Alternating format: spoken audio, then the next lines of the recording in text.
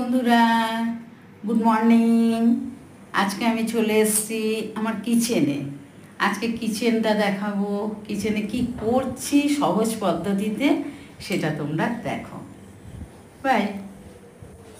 দেখো বন্ধুরা, আজকে সহজ পদ্ধতিতে তোমাদেরকে আমি কুমড়োর ছক্কা রান্না করা দেখাবো। দেখো কুমড়োগুলো কেটেছি, দেখো ডুমো ডুমো করে কেটেছি কুমড়ো আর আলু। কুমড়ো আর আলু কেটেছি। এই যে আলুগুলো কড়াইয়ে দিয়ে দিয়েছি, তেজপাতা আর পাঁচফোড়ন দিয়ে ভেজে তার সঙ্গে কুমড়োগুলো ভেজে নেব একসঙ্গে। ভেজে দেখো নুন হলুদ সব দিয়ে ঢাকা দিয়ে দেব। দেখবে কত সুন্দর এই ঢাকাতে কুমড়োর জলেই কুমড়ো সেদ্ধ হয়ে যাবে। দেখো কুমড়োর ছক্কা তোমাদের সবাইকে আজকে রান্নাঘরে নিমন্ত্রণ করলাম।